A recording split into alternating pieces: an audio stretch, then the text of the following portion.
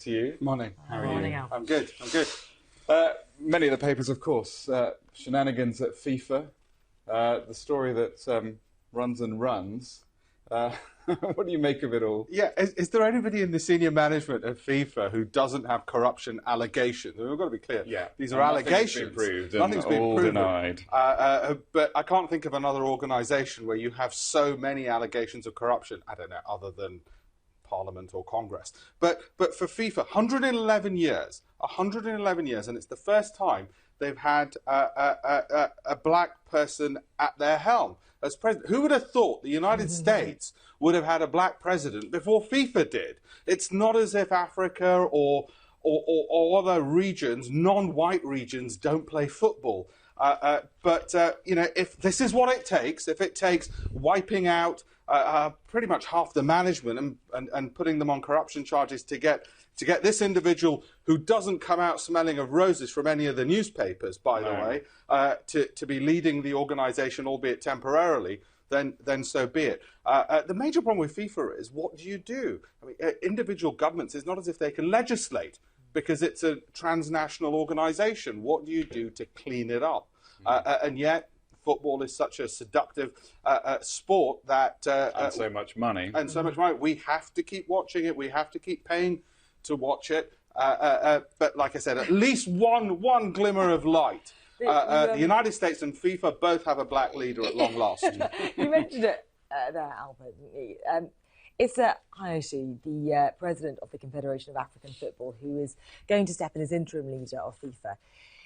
For someone who's coming in the interim during this massive corruption scandal, by the way, I like the Sun's headline, let's splatter, set blatter, his CV is far from being whiter than white, isn't it? It is, but actually on the white bits, like you say, there's a lot of, I mean, I'm going about black and white, but although there are corruption allegations against him, and there's a whole tirade about that in the papers, of course, like anybody who's been in FIFA long enough, he's able to also point to the good parts of his CV, which is how much he's done for African football, the number of teams which are now able to participate in the World Cup, and so on. And this is what Sepp Blatter was saying.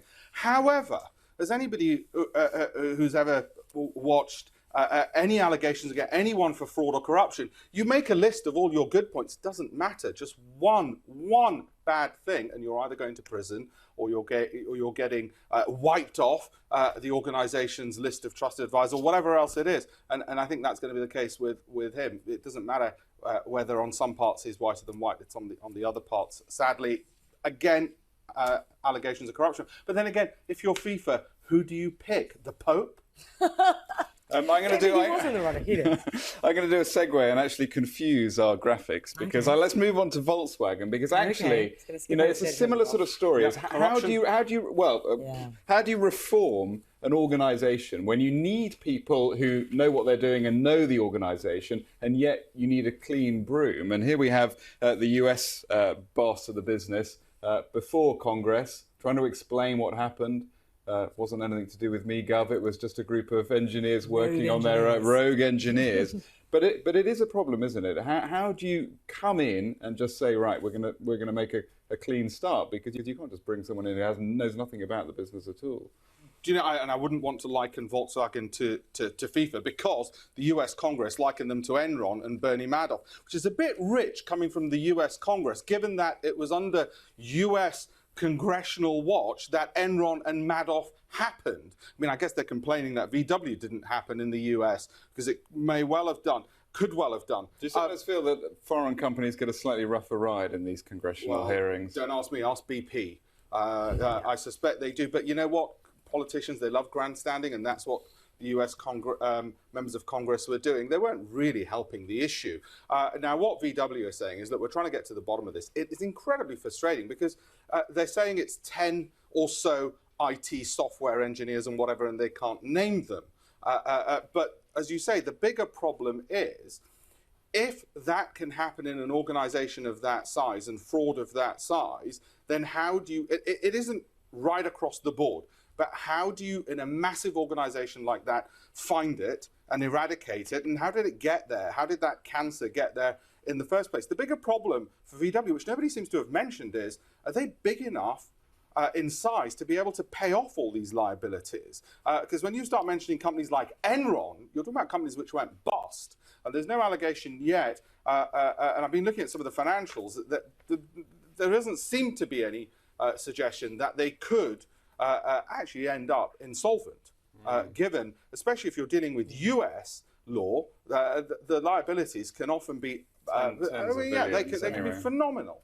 They did take over as the largest car maker in the world, didn't they, for the first half of the year, taking over from Toyota. Just want to quickly go back to the Daily Telegraph, because this story is really interesting. There's a group of top British entrepreneurs launching this Vote Leave campaign, putting pressure on Britain to leave the EU. What do you make of that? That's right. And these are serious business people. Yeah. They're not to be treated lightly.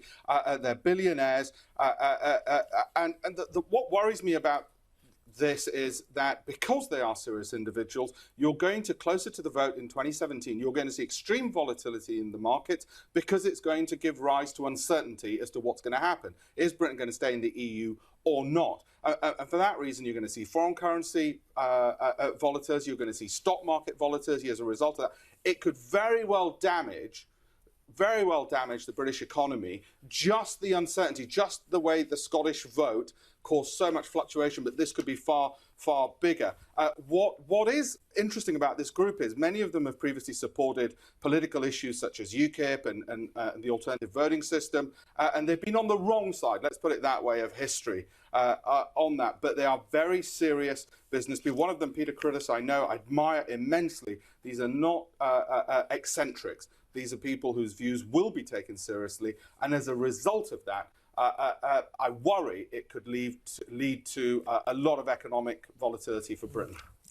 Let's skip to the business pages of the Daily Telegraph. No, wrong one. The Japan Times. And this is about Toyota.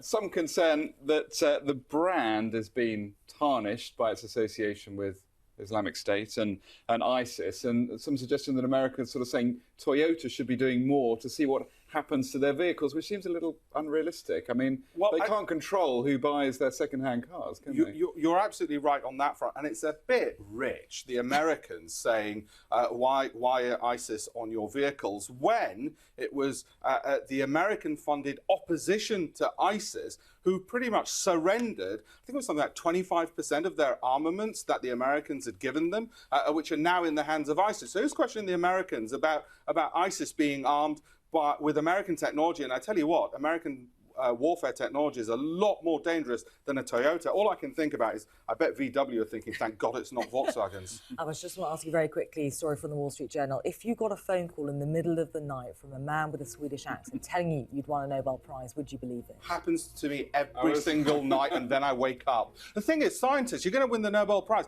You don't have friends that funny. You just don't. So it just doesn't make sense that you'd get a prank call. It'd be worth believing, I think. Alpesh, many thanks. Good to see you. Good to see you, thanks. That's our look through some of the headlines today.